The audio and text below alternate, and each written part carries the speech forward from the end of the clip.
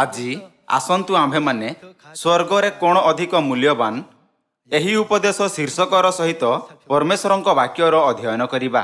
ସମସ୍ତ ଲୋକ ଆମ୍ଭମାନଙ୍କୁ ସର୍ବପ୍ରଥମେ ଆପଣା ବିଶ୍ୱାସର ମୂଲ୍ୟକୁ ଅନୁଭବ କରିବାର ଆବଶ୍ୟକତା ଅଛି।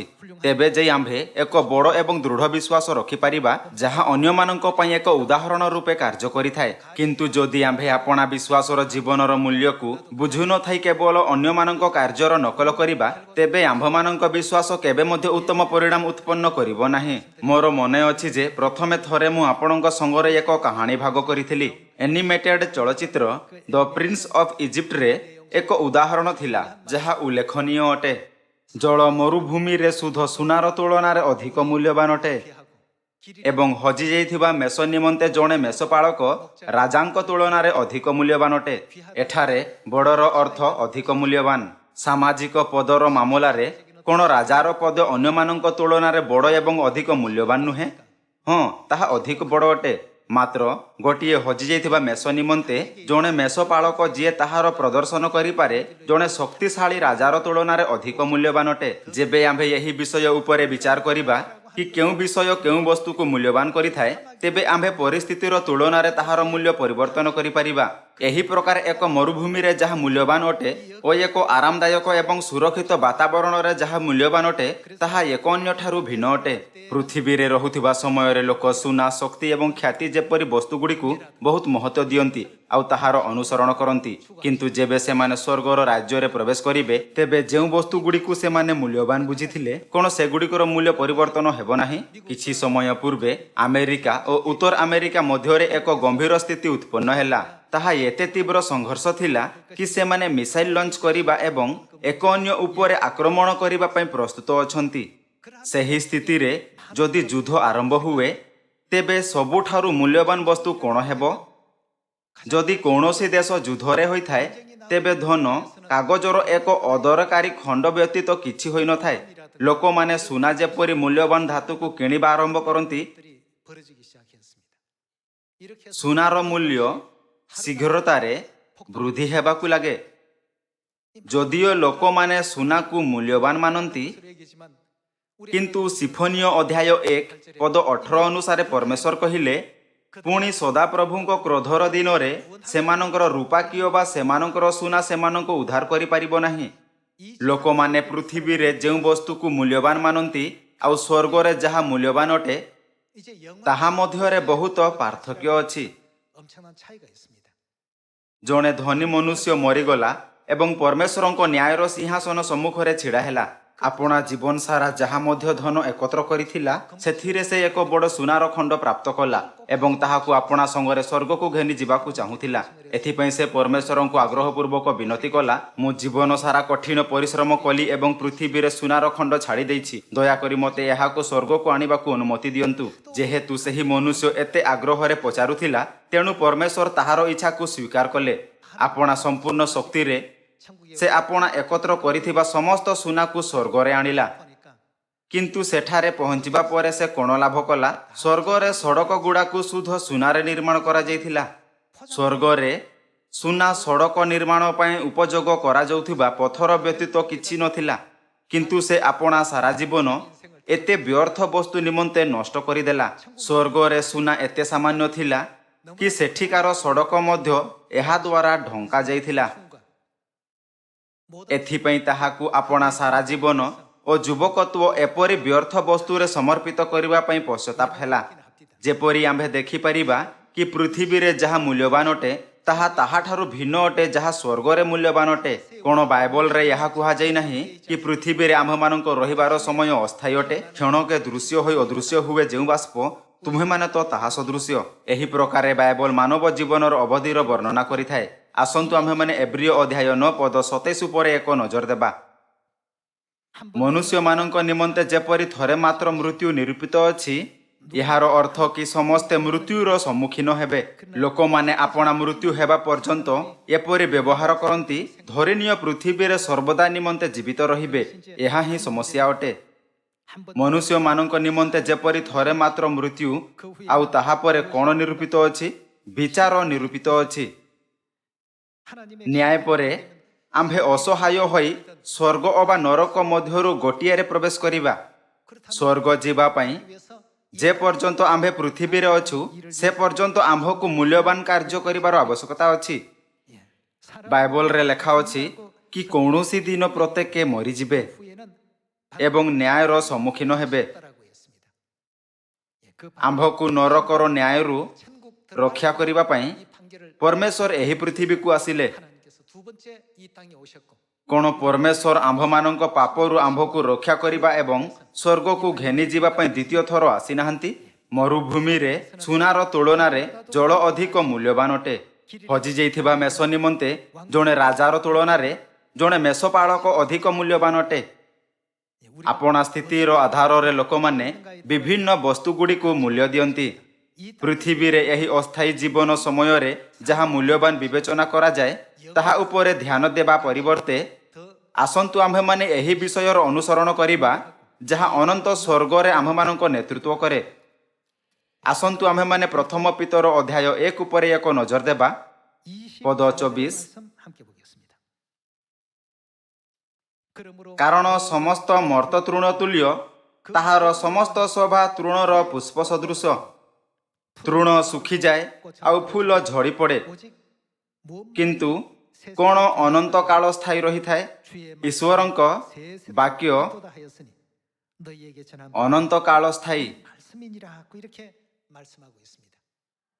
प्रथम पितर अध्याय 1 रे पुष्प तृण एवं शोभार उल्लेख करा जाई अछि किंतु एही समस्त वस्तु सुखी जीवो एवं नष्ट होई जीवो। मात्र परमेश्वरंक वाक्य विषय कोण एहा कुहा जाई अछि कि ताहा अनंत काल स्थायी रहिबो। किछि लोक कहंती यहा पर्यंत कि जेउ माने परमेश्वरंक वाक्य उपरे विश्वास करंती नाही सेमाने मध्य महान अधिकारर सहित रहुथाई सौभाग्यर शाळी अटंती किंतु सेमानंक महिमा आखि पिचुळा के परी एक छोट अवधि पई ही रही थाए। अनंत राज्य रे जेउठी आम्भे माने रहिबा एपरी वस्तु गुडी को आदौ मध्य मूल्यवान विवेचना करा जाय नाही। धरिनिय जणे मनुष्य सुनार खंड घेनी जहाकू से मूल्यवान माने गोटिए मरुभूमि को अतिक्रम करिबा को चेष्टा करूअछि। सेतेबेले यात्रार अधा मार्ग रे कोण हेबो जदि ताहा पाखरे भोजन निमंते खाद्य अबा पीबा निमंते जल नाही सही समय रे सुनार खंड ताहा पई कोण करि परिबो। एही मामला रे अधिक सुनार खंड तुलना रे जलर एक बुंदा बहुत अधिक मूल्यवान हेबो। प्रथम पितरर पुस्तक द्वारा आम्भमानंकु सठिक भावे बुझिबा उचित कि स्वर्ग रे केउ विषयर मूल्य सबुठारु बड़ एवं काहाकु मूल्यवान विवेचना करा जाए। बाइबल द्वारा परमेश्वर आम्भमानंकु यहा बुझिबा पई जागृत करंती कि वास्तव रे स्वर्ग केते मूल्यवान जहा फल रे आम्भे माने स्वर्गर राज्य रे रहिबार प्रस्तुति करि परिबा। जेहेतु यही संसारर महिमा तृण एवं पुष्प परि अटे तेणु आम्भमानंकु परमेश्वरंक वाक्य को धरि रखिबा उचित। एबे आसंतु आम्भे माने गणना पुस्तक अध्याय 21 पद 5 रे जाई बुझिबा कि परमेश्वरंक वाक्य केते शक्तिशाली अटे। तहिरे लोक माने परमेश्वरंक विरुद्ध रे ओ मोसांक विरुद्ध रे कहिले कि हेतु तुम्हे माने आम्भमानंकु प्रांतर रे मरिबाकु मिस्र देशरु बाहर करि आनिलो। देखो एठारे रोटी नाही ओ जल नाही पुणी आम्भमानंक प्राण यही लघु अन्न को घृणा करे। लघु अन्न माना को दर्शाई थाए जहा परमेश्वर 40 वर्ष पर्यंत स्वर्गरु वर्षण करिथिले। प्रथमे तो से माने याहाकु एक अद्भुत चमत्कार बोली मानिले। बंधिया जंगल मझिरे खाद्य खोजिबार कौनसी उपाय नथिला किंतु परमेश्वर 40 वर्ष पर्यंत स्वर्गरु खाद्य वर्षण कले। यह एक चमत्कारी दृश्य थिला एवं इस्राएलिय मानंकु एथिरे बहुत आश्चर्य हेला। मान्नार मात्रा मध्य छोट नथिला। यह 30 लाख रु अधिक लोक मानंकु भोजन करैबा निमंते पर्याप्त थिला। प्रथमे मान्ना सेमानंक निमंते अधिक बहुमूल्य और मधुर थिला कि सेमाने कहिले याहार स्वाद महुतियारी पुओ परी स्वादयुक्त। मात्र अल्प समय परे गणना पुस्तक अध्याय 21 रे सेमाने याहाकु लघु अन्न कहिले। एपरी एथिपई कारण सेमाने याहाकु 40 वर्ष पर्यंत प्रत्येक दिन खाइथिले। पद 6 सेतेबेले सदाप्रभु लोकमानंक मध्यकु दाहक सर्पण प्रेरण करन्ते सेमाने लोकमानंकु दंशन कले। तहिरे इस्राएल रो अनेक लोक मले। ए निमंते लोकमाने मसांक निकटकु आसी कहिले କହିଲେ, ଆମ୍ଭେମାନେ ପାପ କଲୁ, କାରଣ ଆମ୍ଭେମାନେ ସଦାପ୍ରଭୁଙ୍କ ବିଷୟରେ ଓ ତୁମ୍ଭ ବିରୁଦ୍ଧରେ କଥା କହିଅଛୁ। ସଦାପ୍ରଭୁଙ୍କ ନିକଟରେ ପ୍ରାର୍ଥନା କର, ଯେପରି ସେ ଆମ୍ଭମାନଙ୍କ ନିକଟରୁ ଏହି ସର୍ପମାନଙ୍କୁ ଦୂର କରିବେ। ତେଣୁ ମୂଷା ସେମାନଙ୍କ ନିମନ୍ତେ ପ୍ରାର୍ଥନା କଲେ। ତେବେ ସଦାପ୍ରଭୁ ମୂଷାଙ୍କୁ କହିଲେ, ତୁମ୍ଭେ ଗୋଟିଏ ଦାହକ ସର୍ପ ନିର୍ମାଣ କରି ପତାକା ଦଣ୍ଡ ଉପରେ ରଖ। ତହିଁରେ ସର୍ପଦ୍ରଂଷ୍ଟ ପ୍ରତ୍ୟେକ ଲୋକ ତାହା ପ୍ରତି ଅନାଇଲେ ବଞ୍ଚିବ। ତହୁଁ ମୂଷା ପିତ୍ତଳର ଏକ ସର୍ପ ନିର୍ମାଣ କରି ପତାକା ଦଣ୍ଡ ଉପରେ ରଖିଲେ। ତହିଁରେ ସର୍ପ କୌଣସି ମନୁଷ୍ୟକୁ ଦଂଶନ କଲେ ସେ ସେହି ପିତ୍ତଳ ସର୍ପ ପ୍ରତି ଦୃଷ୍ଟିପାତ କରନ୍ତେ ବଞ୍ଚିଲା। ଏଠାରେ ଆମ୍ଭେ ଏକ ବହୁତ ମହତ୍ୱପୂର୍ଣ୍ଣ ଶିକ୍ଷା ପାଇପାରିବା। 40 ବର୍ଷ ପର୍ଯ୍ୟନ୍ତ ଜଙ୍ଗଲରେ ଯାତ୍ରା କରିବା ସମୟରେ ଦାହକ ସର୍ପ ଦ୍ୱାରା ଦଂଶନ ହୋଇ ଅନେକ ଇସ୍ରାଏଲୀୟଙ୍କ ମୃତ୍ୟୁ ହେଲା। ସେମାନେ ମୂଷାଙ୍କୁ ନିବେଦନ କଲେ, ଆମ୍ଭେମାନେ ପାପ କଲୁ, କାରଣ ଆମ୍ଭେମାନେ ସଦାପ୍ରଭୁଙ୍କ ବିଷୟରେ ଓ ତୁମ୍ଭ ବିରୁଦ୍ଧରେ କଥା କହିଅଛୁ। ସଦାପ୍ରଭୁଙ୍କ ନିକଟରେ ପ୍ରାର୍ଥନା କର, ଯେପରି ସେ ଆମ୍ଭମାନଙ୍କ ନିକଟରୁ ଏହି ସର୍ପମାନଙ୍କୁ ଦୂର କରିବେ। ପରମେଶ୍ୱର ସେମାନଙ୍କ ଉପରେ ଦୟା କଲେ ଏବଂ ମୂଷାଙ୍କୁ ଏହି ଆଜ୍ଞା ଦେଲେ, ତୁମ୍ଭେ ଗୋଟିଏ ଦାହକ ସର୍ପ ନିର୍ମାଣ କରି ପତାକା ଦଣ୍ଡ ଉପରେ ରଖ। ତହିଁରେ ସର୍ପଦ୍ରଂଷ୍ଟ ପ୍ରତ୍ୟେକ ଲୋକ ତାହା ପ୍ରତି ଅନାଇଲେ ବଞ୍ଚିବ। ଯେମିତି ପରମେଶ୍ୱର କହିଥିଲେ ଠିକ୍ ସେହିପରି ମୂଷା ପରମେଶ୍ୱରଙ୍କ ବାକ୍ୟ ଜଣାଇଲେ। ଜଙ୍ଗଲରେ ଏହି ଦୃଶ୍ୟ ଉପରେ ଆମ୍ଭକୁ ନିକଟରୁ ନଜର ଦେବାର ଆବଶ୍ୟକତା ଅଛି, ଯାହା ଇସ୍ରାଏଲୀୟମାନଙ୍କ 40 ବର୍ଷର ଯାତ୍ରା ସମୟରେ ହୋଇଥିଲା। ଲୋକଙ୍କ ଦୁଇଟି ସମୂହ ଥିଲା। ଗୋଟିଏ ସମୂହ କେବଳ ତାହାକୁ ମୂଲ୍ୟବାନ ମାନିଲେ ଯାହା ଦୃଶ୍ୟମାନ ଥିଲା, ଆଉ କହିଲେ, ସେହି ପିତ୍ତଳ ସର୍ପ ଆମ୍ଭମାନଙ୍କୁ ରକ୍ଷା କଲା। କିନ୍ତୁ ବାସ୍ତବରେ ପିତ୍ତଳର ସର୍ପରେ କାହାକୁ ମଧ୍ୟ ଠିକ୍ କରିବାର ଶକ୍ତି ନଥିଲା। ଏହା କେବଳ ପିତ୍ତଳ ଖଣ୍ଡରେ ନିର୍ମିତ ହୋଇଥିବା ଏକ ସର୍ପ ଥିଲା। ଏହାର ଲୋକମାନଙ୍କ ଉପରେ କୌଣସି ପ୍ରଭାବ ପଡ଼ିପାରିନଥାନ୍ତା। ଇସ୍ରାଏଲୀୟ ଯାହା ଦ୍ୱାରା ରକ୍ଷା କରାଗଲେ ତାହା ପରମେଶ୍ୱରଙ୍କ ଏହି ବାକ୍ୟ ଥିଲା କି ତାହା ପ୍ରତି ଅନାଇଲେ ବଞ୍ଚିବ। ତଥାପି ମଧ୍ୟ ଇସ୍ରାଏଲୀୟମାନେ ପରମେଶ୍ୱରଙ୍କ ବାକ୍ୟର ଉପେକ୍ଷା କଲେ ଏବଂ ପିତ୍ତଳର ସର୍ପକୁ ଆପଣା ଦେବତା ରୂପେ ଉପାସନା କରିବା ଆରମ୍ଭ କଲେ। ଆସନ୍ତୁ ଆମ୍ଭେମାନେ ଦ୍ୱିତୀୟ ରାଜାବଳୀ ଅଧ୍ୟାୟ 18 ସହିତ ଜାରି ରହିବା। ଯେତେବେଳେ ଆମ୍ଭେମାନେ ଇତିହାସରେ ହୋଇଥିବା ଘଟଣା ବିଷୟରେ ଅଧ୍ୟୟନ କରିଥାଉ, ତେବେ ଆମ୍ଭେ ଏହି ପ୍ରଶ୍ନର ଉତ୍ତର ପାଇପାରିବା, ସ୍ୱର୍ଗର ରାଜ୍ୟରେ ସବୁଠାରୁ ମୂଲ୍ୟବାନ ବସ୍ତୁ କ'ଣ? ଦ୍ୱିତୀୟ ରାଜାବଳୀ ଅଧ୍ୟାୟ 18 ପଦ 1। ଇସ୍ରାଏଲର ରାଜା ଏଲାଙ୍କ ପୁତ୍ରଙ୍କ ହୋସେୟଙ୍କର ଅଧିକାରର ତୃତୀୟ ବର୍ଷରେ ଜିହୁଦାର ରାଜା ଆହସଙ୍କର ପୁତ୍ର ହିଜିକିୟ ରାଜ୍ୟ କରିବାକୁ ଆରମ୍ଭ କଲେ। ସେ ରାଜ୍ୟ କରିବାକୁ ଆରମ୍ଭ କରିବା ସମୟରେ 25 ବର୍ଷ ବୟସ୍କ ଥିଲେ, ଆଉ ସେ ଜେରୁସାଲେମରେ 29 ବର୍ଷ ରାଜ୍ୟ କଲେ। ତାଙ୍କର ମାତାଙ୍କର ନାମ ଅବି, ସେ ଜିଖରିୟଙ୍କର କନ୍ୟା ଥିଲେ। ପୁଣି ସେ ଆପଣା ପୂର୍ବପୁରୁଷ ଦାଉଦଙ୍କର ସମସ୍ତ କ୍ରିୟା ଅନୁସାରେ ସଦାପ୍ରଭୁଙ୍କ ଦୃଷ୍ଟିରେ ଯଥାର୍ଥ କର୍ମ କଲେ। ସେ ଉଚ୍ଚ ସ୍ଥଳୀୟ ସବୁ ଦୂର କରିଦେଲେ ଓ ସ୍ତମ୍ଭ ସବୁ ଭାଙ୍ଗି ପକାଇଲେ ଓ ଆଶେରା ମୂର୍ତ୍ତି କାଟି ପକାଇଲେ। ପୁଣି ମୂଷା ନିର୍ମିତ ପିତ୍ତଳ ସର୍ପ ଖଣ୍ଡ ଖଣ୍ଡ କରି ଭାଙ୍ଗିଦେଲେ, କାରଣ ତହିଁ ଉଦ୍ଦେଶ୍ୟରେ ଇସ୍ରାଏଲ ସନ୍ତାନଗଣ ସେ ସମୟ ପର୍ଯ୍ୟନ୍ତ ଧୂପ ଜଳାଉଥିଲେ। ଧୂପ ଜଳାଉଥିଲେର ଅର୍ଥ ସେମାନେ ବଳିଦାନ ଉତ୍ସର୍ଗ କଲେ। ଅନ୍ୟ ଶବ୍ଦରେ ଏକ ଦେବତା ରୂପେ ପିତ୍ତଳର ସର୍ପର ଉପାସନା କରୁଥିଲେ। ପିତ୍ତଳ ସର୍ପ ଖଣ୍ଡ ଖଣ୍ଡ କରି ଭାଙ୍ଗିଦେଲେ, କାରଣ ତହିଁ ଉଦ୍ଦେଶ୍ୟରେ ଇସ୍ରାଏଲ ସନ୍ତାନଗଣ ସେ ସମୟ ପର୍ଯ୍ୟନ୍ତ ଧୂପ ଜଳାଉଥିଲେ, ଆଉ ସେ ତାହାର ନାମ ନହୁଷ୍ଟନ ରଖିଲେ। ମୂଷା ନିର୍ମିତ ପିତ୍ତଳ ସର୍ପର 800 ବର୍ଷ ପରେ ଇସ୍ରାଏଲର ରାଜାମାନଙ୍କ ସମୟରେ ଇସ୍ରାଏଲୀୟମାନେ ପିତ୍ତଳ ସର୍ପର ଉପାସନା ଜାରି ରଖିଲେ। ଯେହେତୁ ପରମେଶ୍ୱର ଆତ୍ମା ଅଟନ୍ତି, ସେ ଅଦୃଶ୍ୟ ଅଟନ୍ତି। ତଥାପି ମଧ୍ୟ ଯେବେ ସେମାନେ ଦେଖାଯାଉଥିବା ପିତ୍ତଳର ସର୍ପକୁ ଦେଖିଲେ, ତେବେ ସର୍ପଦ୍ରଂଷ୍ଟ ସେମାନଙ୍କ କ୍ଷତ ଠିକ୍ ହେଲା ଏବଂ ବିଶ୍ୱ ନିରପେକ୍ଷ ହୋଇଗଲା। ଇସ୍ରାଏଲୀୟମାନେ ଭାବିଲେ ପିତ୍ତଳର ସର୍ପ ବାସ୍ତବରେ ଶକ୍ତିଶାଳୀ ଅଟେ, ଆଉ ଏହାକୁ ଆପଣା ଦେବତା ରୂପେ ଉପାସନା କରିବାକୁ ଆରମ୍ଭ କଲେ। ଏଠାରେ ସମସ୍ୟା ଏହା କି ସେମାନେ ପରମେଶ୍ୱରଙ୍କ ବାକ୍ୟକୁ ହାଲୁକାରେ ନେଲେ। ଯେତେବେଳେ ସେ କହିଲେ, ତହିଁରେ ସର୍ପଦ୍ରଂଷ୍ଟ ପ୍ରତ୍ୟେକ ଲୋକ ତାହା ପ୍ରତି ଅନାଇଲେ ବଞ୍ଚିବ, ଏହା ପିତ୍ତଳର ସର୍ପ ନଥିଲା ଯାହା ସେମାନଙ୍କ ପାଇଁ ଜୀବନର ପଥ ଖୋଲିଦେଲା, କିନ୍ତୁ ପରମେଶ୍ୱରଙ୍କ ବାକ୍ୟ ଥିଲା। ଆମ୍ଭକୁ ଠିକ୍ ପରମେଶ୍ୱରଙ୍କ ଦ୍ୱାରା ଦିଆଯାଇଥିବା ବାକ୍ୟର ପାଳନ କରିବା ଏବଂ ତାହାଙ୍କ ଅନୁସାରେ ବଞ୍ଚିବା ଉଚିତ। କ'ଣ ଏହା ପୃଥିବୀରେ ଆମ୍ଭମାନଙ୍କ ଜୀବନକୁ ବଞ୍ଚିବାର ସବୁଠାରୁ ବୁଦ୍ଧିମାନ ଏବଂ ସଠିକ୍ ଉପାୟ ନୁହେଁ? ଆସନ୍ତୁ ଆମ୍ଭେମାନେ ପ୍ରକାଶିତ ବାକ୍ୟ ଅଧ୍ୟାୟ 22 ପଦ 18କୁ ଯିବା। ଯେଉଁମାନେ ଏହି ପୁସ୍ତକର ଭାବବାଣୀ ସବୁ ଶ୍ରବଣ କରନ୍ତି, ସେମାନଙ୍କର ପ୍ରତ୍ୟେକ ଜଣକୁ ମୁଁ ସାକ୍ଷ୍ୟ ଦେଇ କହୁଅଛି, ଏହି ପୁସ୍ତକର ଅର୍ଥ ବାଇବଲ ଅଟେ। କେହି ଯଦି ଏହି ସବୁ ସଙ୍ଗରେ କିଛି ଯୋଗ କରେ, ଅର୍ଥାତ୍ ବାଇବଲରେ କିଛି ଯୋଗ କରେ, ତେବେ ଏହି ପୁସ୍ତକରେ ଲିଖିତ କ୍ଲେଶଗୁଡ଼ିକ ଈଶ୍ୱର ତାହା ପ୍ରତି ଘଟାଇବେ। ପୁଣି କେହି ଯଦି ଏହି ଭାବବାଣୀ ପୁସ୍ତକର କୌଣସି ବାକ୍ୟ ଲୋପ କରେ, ତେବେ ଈଶ୍ୱର ଏହି ପୁସ୍ତକରେ ଲିଖିତ ଜୀବନ ବୃକ୍ଷ ଓ ପବିତ୍ର ନଗରୀରେ ତାହାର ଅଂଶ ଲୋପ କରିବେ। ଯେହେତୁ ବାଇବଲରେ ଯାହା ଲେଖାଯାଇଅଛି ତାହା କରିବା ସବୁଠାରୁ ବଡ଼ ମୂଲ୍ୟ ଅଟେ, ଏଥିପାଇଁ ପରମେଶ୍ୱର ଆମ୍ଭକୁ ଆପଣା ବୁଦ୍ଧି ଅନୁସାରେ ନାହିଁ ଯୋଗ କରିବାକୁ ଏବଂ ନାହିଁ ଏଥିରେ କିଛି ହ୍ରାସ କରିବାକୁ କହିଲେ। ଆମ୍ଭକୁ ବିଶ୍ୱାସ କରିବା ଉଚିତ କି ପରମେଶ୍ୱର ଯାହା କିଛି କହିଲେ ଅବା ଭବିଷ୍ୟବାଣୀ କଲେ ତାହା ସତ୍ୟ। ଯେମିତିକି ଯିଶାୟ ଅଧ୍ୟାୟ 46 ପଦ 10ରେ ଲେଖା ଅଛି, ପରମେଶ୍ୱର ଯିଏ ଆଦିରୁ ଅନ୍ତ ଜାଣନ୍ତି ମାନବ ଜାତିର ନେତୃତ୍ୱ ପରିତ୍ରାଣ ଆଡ଼କୁ କରିବା ପାଇଁ ଏହି ମାର୍ଗର ପ୍ରଶସ୍ତ କଲେ। ଏହି କାରଣରୁ ମାନବ ଜାତିକୁ ଏହାର ମୂଲ୍ୟ ସଠିକ ଭାବରେ ବୁଝିବା ଉଚିତ ଏବଂ ପରମେଶ୍ୱରଙ୍କ ବାକ୍ୟର ଆଜ୍ଞାକାରିତାରେ ଜୀବନ ଜୀଇବା ଉଚିତ। କ'ଣ ପରମେଶ୍ୱର ଆମ୍ଭମାନଙ୍କୁ ଏହା ଶିକ୍ଷା କରିବାକୁ ଚେଷ୍ଟା କରୁନାହାନ୍ତି କି ଆମ୍ଭେ ଏପରି କରିବାରେ ହିଁ ସ୍ୱର୍ଗର ରାଜ୍ୟରେ ପ୍ରବେଶ କରିପାରିବା? ଆସନ୍ତୁ ଆମ୍ଭେ ଦ୍ୱିତୀୟ ବିବରଣ ଅଧ୍ୟାୟ 28 ପଦ 1 ଉପରେ ଏକ ନଜର ଦେବା।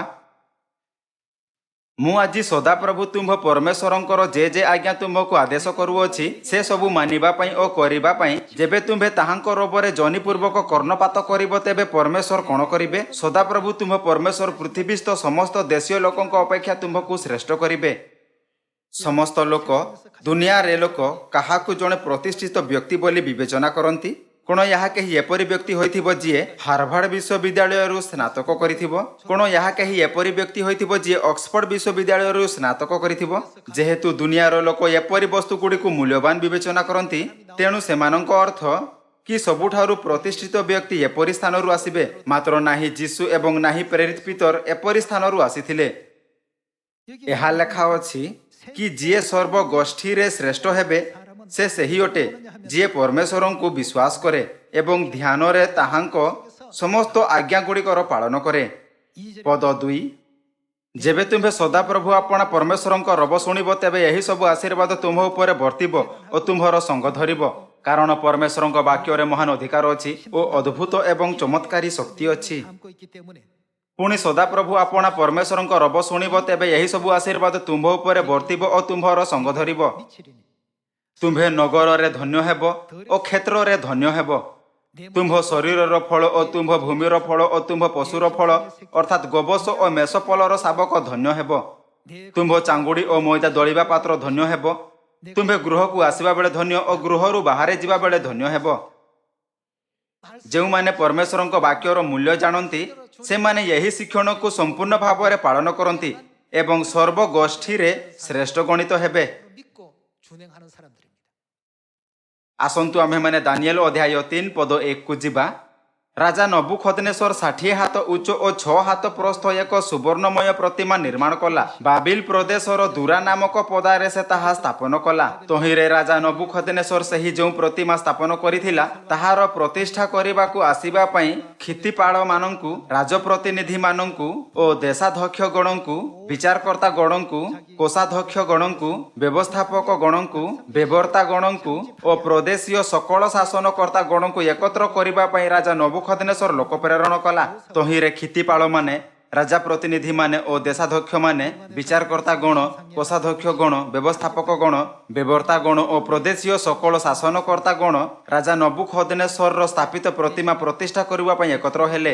ଆଉ ସେମାନେ ନବୁଖଦନେଶ୍ୱରର ସ୍ଥାପିତ ପ୍ରତିମା ସମ୍ମୁଖରେ ଠିଆ ହେଲେ। ତହୁଁ ଘୋଷକ ଉଚ୍ଚ ସ୍ୱରରେ କହିଲା, ହେ ଲୋକବୃନ୍ଦ, ଗୋଷ୍ଠୀବର୍ଗ ଓ ନାନା ଭାବବାଦୀ ଗଣ, ତୁମ୍ଭମାନଙ୍କୁ ଏହି ଆଜ୍ଞା ଦିଆଯାଉଅଛି, ଯେଉଁ ସମୟରେ ତୁମ୍ଭେମାନେ ଶୃଙ୍ଗ, ବଂଶୀ, ବୀଣା, ଚତୁସ୍ତନ୍ତ୍ରୀ ଓ ନେବଲ, ମୃଦଙ୍ଗ ଓ ସବୁ ପ୍ରକାର ବାଦ୍ୟ ଶୁଣିବ, ସେତେବେଳେ ତୁମ୍ଭେମାନେ ରାଜା ନବୁଖଦନେଶ୍ୱରଙ୍କ ସ୍ଥାପିତ ସୁବର୍ଣ୍ଣ ପ୍ରତିମା ସମ୍ମୁଖରେ ଉବୁଡ଼ ହୋଇ ପ୍ରଣାମ କରିବ। ପଦ 6, ପୁଣି ଯେ କୌଣସି ଲୋକ ମୁହଁ ମାଣି ପ୍ରଣାମ ନ କରିବ ସେ ସେହି ଦଣ୍ଡରେ ପ୍ରଜ୍ୱଳିତ ଅଗ୍ନିକୁଣ୍ଡରେ ନିକ୍ଷିପ୍ତ ହେବ। ଏ ହେତୁରୁ ଯେତେବେଳେ ସମସ୍ତ ଲୋକ ଶୃଙ୍ଗ, ବଂଶୀ, ବୀଣା, ତୁସ୍ତନ୍ତ୍ରୀ, ନେବଲ ଓ ସବୁ ପ୍ରକାର ବାଦ୍ୟ ଶୁଣିଲେ, ସେତେବେଳେ ସମସ୍ତ ଲୋକ, ଗୋଷ୍ଠୀବର୍ଗ ଓ ଭାବବାଦୀମାନେ ରାଜା ନବୁଖଦନେଶ୍ୱରର ସ୍ଥାପିତ ପ୍ରତିମାକୁ ମୁହଁ ମାଡ଼ି ପ୍ରଣାମ କଲେ। ବାଇବଲରେ ଲେଖା ଅଛି, ଆମ୍ଭ ସାକ୍ଷାତରେ ତୁମ୍ଭର ଆଉ କୌଣସି ଦେବତା ହେବ ନାହିଁ ଏବଂ 10 ଆଜ୍ଞା ମଧ୍ୟରୁ ଗୋଟିଏ କହିଥାଏ, ପ୍ରତିମା ପୂଜା କରିବ ନାହିଁ। ଦାନିଏଲଙ୍କ 3 ମିତ୍ର ସଦ୍ରକ, ମୈଶକ ଏବଂ ଆବେଦନଗୋ ପରମେଶ୍ୱରଙ୍କ ଉପରେ ବିଶ୍ୱାସ କରୁଥିଲେ। ସେମାନେ ସମସ୍ତେ ରାଜାଙ୍କ ଛାମୁକୁ ଅଣାଯାଇଥିଲେ, କାରଣ ସେମାନେ ସେହି ପ୍ରତିମାର ପୂଜା କରିନଥିଲେ ଯାହାକୁ ସେ ସ୍ଥାପିତ କରିଥିଲା।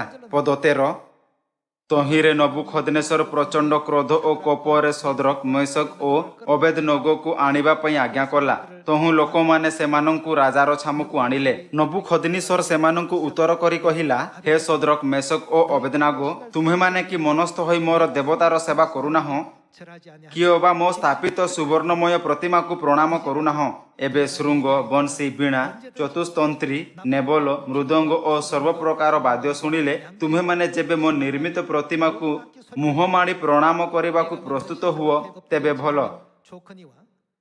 मात्र जेबे तुम्हें माने प्रणाम न कर तेबे सही दंडरे तुम्हें माने प्रज्वलित अग्निकुंड निक्षिप्त हेबो। आउ जेबे तुम्हें मानंकु मो हस्तरु उद्धार करिवो एपरि केउ देवता अछि। राजा सेमानंकु आउ एको सुजोग देले कारण से सेमानंकु बहुत भल पाउथिले।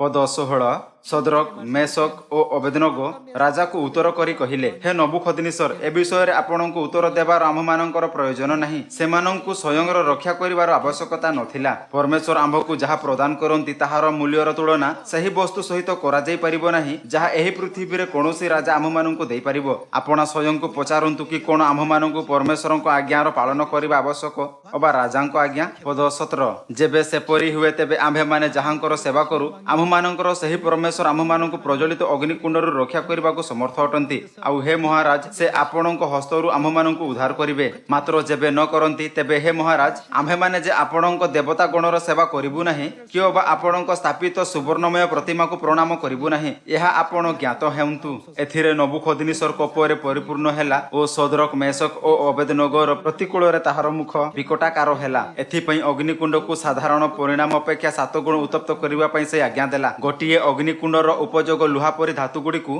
तरलाइबा पई करा जाय। एथिपई अग्निकुंड को साधारण परिमाण अपेक्षा 7 गुण उत्तप्त करिबा पई से आज्ञा देला। पुणी से आपणा सैन्य मध्यरु केतेक बलवान लोकंकु सदरक मेशक ओ अबेदनगो को बांधी प्रज्वलित अग्निकुंड रे पकाइबा पई आज्ञा देला। एही 3 पुरुष पई परमेश्वरଙ୍କ वाक्य अन्य कोनोसी वस्तु तुलना रे अधिक महत्वपूर्ण एवं मूल्यवान थिला। कौनसी प्रभेद पड़े नहीं कि आम्भे पृथ्वी रे आपण अस्थायी जीवन को वृद्धि करिवार केते चेष्टा करू। आज नहीं तो काली आम्भे समस्ते मरीजिबा।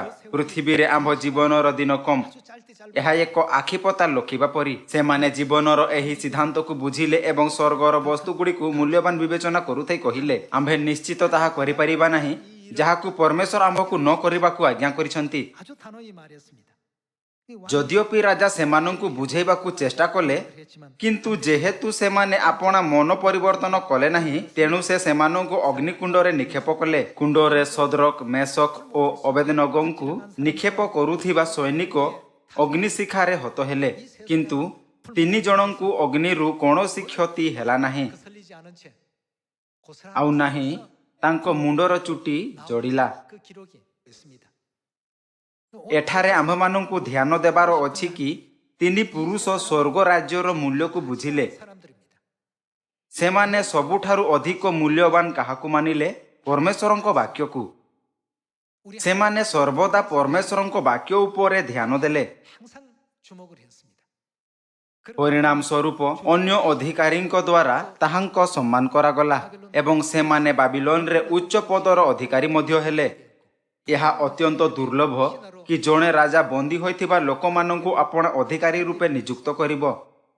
जो प्रकार विश्वासर समस्त पूर्व पुरुष सही स्थिति रे हार मानि नथिले मते विश्वास अछि कि आपण ओ मु मध्य एपरि ही करिबा। आदि पुस्तकरू आरंभ करी प्रकाशित वाक्य पर्यंत आम्भे सही लोकमानंको अनेक रेकर्ड पाई परिबा जो माने कौनसी परिस्थिति रे परमेश्वरंको पक्ष रे छिड़ा थिले। परमेश्वर आम्भ मानंकु यही पृथ्वी रे रहिबा समय रे विश्राम दिन और निस्तार पर्व को पालन करुथाई परमेश्वरंको वाक्यर पालन करिबा शिक्षा करिसंती। जो माने वाक्य रे परिचालित हुअंती सेमाने सर्वगोष्ठी रे श्रेष्ठ गणित हेबे। समस्त देशर लोकमानंको नेतृत्व परित्राणर पथरे करिबा परे कोन सेमाने स्वर्ग रे तारा समान सर्वदा पई प्रकाशमान हेबे नाही। आसंतु आम्हे माने माथ्यू अध्याय 26 रे आउ एक वाक्य देखिबा। माथ्यू अध्याय 26 पद 6 ଯୀଶୁ ବେଥନିଆରେ କୁଷ୍ଠି ସିମୋନଙ୍କ ଗୃହରେ ଥିବା ସମୟରେ ଜଣେ ସ୍ତ୍ରୀ ଲୋକ ଗୋଟିଏ ପାତ୍ରରେ ବହୁମୂଲ୍ୟ ସୁଗନ୍ଧି ତୈଳ ଘେନି ତାହାଙ୍କ ନିକଟକୁ ଆସିଲେ ଏବଂ ସେ ଭୋଜନରେ ବସିଥିବା ସମୟରେ ତାହାଙ୍କ ମସ୍ତକରେ ଢାଳିବାକୁ ଲାଗିଲା। କିନ୍ତୁ ତାହା ଦେଖି ଶିଷ୍ୟମାନେ ବିରକ୍ତ ହୋଇ କହିଲେ, ଏତେ ଅପବ୍ୟୟ କାହିଁକି? ଏହା ତ ଅନେକ ଟଙ୍କାରେ ବିକ୍ରୟ କରାଯାଇ ଦରିଦ୍ରମାନଙ୍କୁ ଦିଆଯାଇ ପାରିଥାନ୍ତା। ଯୀଶୁ ତାହା ଜାଣି ସେମାନଙ୍କୁ କହିଲେ, କାହିଁକି ସ୍ତ୍ରୀ ଲୋକଟିକୁ କଷ୍ଟ ଦେଉଅଛ? ସେ ତ ମୋ ପ୍ରତି ଉତ୍ତମ କର୍ମ କରିଅଛି। ଦରିଦ୍ରମାନେ ତ ସର୍ବଦା ତୁମ୍ଭମାନଙ୍କ ନିକଟରେ ଅଛନ୍ତି, ମାତ୍ର ମୁଁ ସର୍ବଦା ତୁମ୍ଭମାନଙ୍କ ନିକଟରେ ନଥିବି। ଆଉ ସେ ମୋର ସମାଧି କ୍ରିୟା ସ୍ୱରୂପେ ମୋହର ଶରୀରରେ ଏହି ତୈଳ ଢାଳି ଦେଇଅଛି। ମୁଁ ତୁମ୍ଭମାନଙ୍କୁ ସତ୍ୟ କହୁଅଛି, ସମସ୍ତ ଜଗତର ଯେକୌଣସି ସ୍ଥାନରେ ଏହି ସୁସମାଚାର ଘୋଷଣା କରାଯିବ, ସେ ସ୍ଥାନରେ ଏ ସ୍ତ୍ରୀ ଲୋକର ସ୍ମରଣାର୍ଥେ ତାହାର ଏହି କର୍ମର କଥା ମଧ୍ୟ କୁହାଯିବ। ଏଠାରେ ଶିଷ୍ୟମାନେ କୁହାଯାଇଅଛି, କିନ୍ତୁ ଯୋହନ ଅଧ୍ୟାୟ 12ରେ ସେ ଇସ୍କାରିୟତୀୟ ଯିହୁଦା ଥିଲା, ଯିଏ ଭାବିଲା କି ତୈଳ ନଷ୍ଟ କରାଯାଇଅଛି। ଯୋହନ ଅଧ୍ୟାୟ 12 ପଦ 1। ଇତିମଧ୍ୟରେ ଯୀଶୁ ନିସ୍ତାର ପର୍ବର 6 ଦିନ ପୂର୍ବରୁ ବେଥନିଆକୁ ଆସିଲେ। ଯେଉଁ ଲାଜାରଙ୍କୁ ସେ ମୃତ୍ୟୁମାନଙ୍କ ମଧ୍ୟରୁ ଉଠାଇଥିଲେ ସେ ସେହି ସ୍ଥାନରେ ଥିଲେ। ତେଣୁ ସେମାନେ ତାହାଙ୍କ ନିମନ୍ତେ ସେହି ସ୍ଥାନରେ ଗୋଟିଏ ରାତ୍ରିଭୋଜ ପ୍ରସ୍ତୁତ କଲେ। ମାର୍ଥା ପରିଚର୍ଯ୍ୟା କରୁଥିଲେ, ଆଉ ଯେଉଁମାନେ ତାହାଙ୍କ ସହିତ ଭୋଜନରେ ବସିଥିଲେ ଲାଜାର ସେମାନଙ୍କ ମଧ୍ୟରୁ ଜଣେ ଥିଲେ। ସେତେବେଳେ ମରିୟମ ଅଧସେର ଅତି ବହୁମୂଲ୍ୟ ବିଶୁଦ୍ଧ ଜଟାମାଂସୀ ତୈଳ ଘେନି ଯୀଶୁଙ୍କ ପାଦରେ ତାହା ଲଗାଇ ଆପଣା କେଶରେ ତାହାଙ୍କ ପାଦ ପୋଛିଦେଲେ, ଆଉ ତୈଳର ସୁବାସରେ ଘରଟି ମହକିଗଲା। କିନ୍ତୁ ତାହାଙ୍କ ଶିଷ୍ୟମାନଙ୍କ ମଧ୍ୟରୁ ଇସ୍କାରିୟତୀୟ ଯିହୁଦା ନାମକ ଯେଉଁ ଶିଷ୍ୟ ତାହାଙ୍କୁ ଶତ୍ରୁ ହସ୍ତରେ ସମର୍ପଣ କରିବାକୁ ଯାଉଥିଲା, ସେ କହିଲା, ଏହି ତୈଳ 150 ଟଙ୍କାରେ ବିକ୍ରୟ କରାଯାଇ କାହିଁକି ଦରିଦ୍ରମାନଙ୍କୁ ଦିଆନଗଲା? ସେ ଯେ ଦରିଦ୍ରମାନଙ୍କ ନିମନ୍ତେ ଚିନ୍ତା କରୁଥିଲା ବୋଲି ଏହା କହିଲା ତାହା ନୁହେଁ, କିନ୍ତୁ ସେ ଜଣେ ଚୋର, ଆଉ ତାହା ନିକଟରେ ଟଙ୍କା ଥଳି ଥିବାରୁ ସେଥିରେ ଯାହା ଯାହା ରଖାଯାଉଥିଲା ତାହା ସେ ଚୋରି କରି ନେଇଯାଉଥିଲା। ସେଥିରେ ଯୀଶୁ କହିଲେ, ଏହାକୁ ଛାଡ଼ିଦିଅ, ଯେପରି ମୋର ସମାଧି ଦିନ ନିମନ୍ତେ ସେ ଏହା ରଖିପାରେ। ଦରିଦ୍ରମାନେ ତ ସର୍ବଦା ତୁମ୍ଭମାନଙ୍କ ନିକଟରେ ଅଛନ୍ତି, ମାତ୍ର ମୁଁ ସର୍ବଦା ତୁମ୍ଭମାନଙ୍କ ନିକଟରେ ନଥିବି। ଏଠାରେ ଦୁଇ ବିପରୀତ ବ୍ୟକ୍ତି ଅଛନ୍ତି, ମରିୟମ ଏବଂ ଇସ୍କରିୟତୀୟ ଯିହୁଦା। ମରିୟମ ଭଲରେ ଜାଣୁଥିଲା କି ଯୀଶୁ ଖ୍ରୀଷ୍ଟ ପରମେଶ୍ୱର ଅଟନ୍ତି, ଯିଏ ମାନବ ଜାତିକୁ ରକ୍ଷା କରିବା ପାଇଁ ପୃଥିବୀକୁ ଆସିଛନ୍ତି। ତାହାର ଭଉଣୀ ମାର୍ଥା ମଧ୍ୟ ବହୁତ ଭଲରେ ତାହା ଜାଣୁଥିଲା। ଏହି କାରଣରୁ ଯୀଶୁ ମରିୟମଙ୍କ ପରିବାରକୁ ବହୁତ ଭଲ ପାଉଥିଲେ। ସେହି ସମୟ ଗୋଟିଏ ଦିନର ବୃତ୍ତି ନିମନ୍ତେ 1 ଦିନାର ଦିଆଯାଉଥିଲା। ଯେହେତୁ ତୈଳର ମୂଲ୍ୟ 150 ଟଙ୍କା ଥିଲା, ତେଣୁ ଏହା ଗୋଟିଏ ବର୍ଷର ରୋଜଗାର ସମାନ ଥିଲା। ଯେବେ ମରିୟମ ଯୀଶୁଙ୍କ ପାଦରେ ଏହି ତୈଳ ଢାଳିଲେ, ତେଣୁ ଇସ୍କାରିୟତୀୟ ଯିହୁଦାକୁ ଲାଗିଲା କି ଏହା ଅନାର୍ଥ ହୋଇଗଲା। ଆଉ ସେ ଚିନ୍ତା କଲା, ଯଦି ଆମ୍ଭେ ତୈଳର ମୂଲ୍ୟର ଗଣନା କରିବା, ତେବେ ଏହା ବହୁତ ମହଙ୍ଗା ଅଟେ। ଇସ୍କାରିୟତୀୟ ଯିହୁଦା ତୈଳର ମୌଦ୍ରିକ ମୂଲ୍ୟ ବିଷୟରେ ଚିନ୍ତା କରି ତାହାକୁ ବହୁତ ମୂଲ୍ୟବାନ ବିବେଚନା କଲା। ଅନ୍ୟପଟେ ମରିୟମ ଏହା ବିଚାର କରୁଥାଇ ତାହା ଢାଡ଼ିଦେଲା କି ଏହାର ମୂଲ୍ୟ ଯୀଶୁ ଖ୍ରୀଷ୍ଟଙ୍କ ତୁଳନାରେ କିଛି ମଧ୍ୟ ନାହିଁ। ଯେତେବେଳେ ଆମ୍ଭେ କିଛି କାର୍ଯ୍ୟ କରିଥାଉ, ତେବେ ଆମ୍ଭେ ସର୍ବଦା ସ୍ୱୟଂକୁ ପଚାରିବା ଉଚିତ, କଣ ମୁଁ ଏହା ସ୍ୱର୍ଗର ମୂଲ୍ୟ ବିଷୟରେ ଚିନ୍ତା କରୁଥାଇ କରୁଅଛି, ଅବା କଣ ମୁଁ କେବଳ ଏହି ଦୁନିଆର ମହିମା ବିଷୟରେ ଚିନ୍ତା କରୁଅଛି? ପୁଣି ସ୍ୱର୍ଗରେ ସବୁଠାରୁ ମୂଲ୍ୟବାନ ବିଷୟ କଣ? ଯଦି ଆମ୍ଭେ ବାଇବଲର ସମସ୍ତ ଶିକ୍ଷାର ଅଧ୍ୟୟନ କରିବା, ତେବେ ଏହା ପରମେଶ୍ୱରଙ୍କ ବାକ୍ୟକୁ ପାଳନ କରିବା ଏବଂ ତାହା ଅନୁସାରେ ବଞ୍ଚିବାର ଅଟେ। ବାଇବଲ ଏବଂ ଭାବବାଦୀମାନଙ୍କ ଅନୁସାରେ ଏହା ସ୍ୱର୍ଗରେ ଆଶୀର୍ବାଦକୁ ଏକତ୍ର କରିବାର ସବୁଠାରୁ ଉତ୍ତମ ଉପାୟ ଅଟେ। ତୁମ୍ଭେ ଗୃହକୁ ଆସିବା ବେଳେ ଧନ୍ୟ ଓ ଗୃହରୁ ବାହାରେ ଯିବା ବେଳେ ଧନ୍ୟ ହେବ। ଯଦି ତୁମ୍ଭେ ଆପଣା ପରମେଶ୍ୱରଙ୍କ ସମସ୍ତ ଆଜ୍ଞା ସତର୍କତା ସହିତ ସମ୍ପୂର୍ଣ୍ଣ କରିବ, ତେବେ ସେ ତୁମ୍ଭକୁ ପୃଥିବୀର ସମସ୍ତ ଗୋଷ୍ଠୀରେ ଶ୍ରେଷ୍ଠ କରିବେ। ଏହି ପୃଥିବୀର ମହିମା ଅସ୍ଥାୟୀ ଅଟେ, ଆଉ ଶୀଘ୍ର ଲୀନ ହୋଇଯିବ। କିନ୍ତୁ ସ୍ୱର୍ଗର ମହିମା ବିଷୟରେ କଣ? ଏହା ସର୍ବଦା ନିମନ୍ତେ ରହିବ। ଜିଓନର ସମସ୍ତ ଭାଇ ଓ ଭଉଣୀ, ଆସନ୍ତୁ ଆମ୍ଭେମାନେ ସର୍ବଦା ଏହି ବିଷୟ ଉପରେ ବିଚାର କରିବା କି ପୃଥିବୀରେ କଣ ମୂଲ୍ୟବାନ ବିବେଚନା କରାଯାଏ ଏବଂ ସ୍ୱର୍ଗରେ କଣ ମୂଲ୍ୟବାନ ବିବେଚନା କରାଯାଏ। ଆଉ ସଠିକ ଭାବେ ବୁଝିବା କି ଆମ୍ଭକୁ ପରମେଶ୍ୱରଙ୍କ ବାକ୍ୟ ଅନୁସାରେ କାହିଁକି ଚାଲିବା ଉଚିତ। ମୁଁ ଉତ୍ସାହର ସହିତ ଆଶା କରେ କି ଆପଣ ଏହି ଆଶୀର୍ବାଦ ଦିନରେ ପରମେଶ୍ୱରଙ୍କୁ ଆହୁରି ଅଧିକ ମହିମା, ଧନ୍ୟବାଦ ଓ ସମ୍ମାନ ଦେବେ। ଆଶା କରୁଥାଇ କି ଆପଣଙ୍କୁ ବହୁତ ଅଧିକ ଅନୁଗ୍ରହ ପ୍ରାପ୍ତ ହେଲା, ମୁଁ ଏହି ଉପଦେଶକୁ ସମାପ୍ତ କରିବାକୁ ଚାହିଁବି। ଆପଣଙ୍କ ବହୁତ ବହୁତ ଧନ୍ୟବାଦ।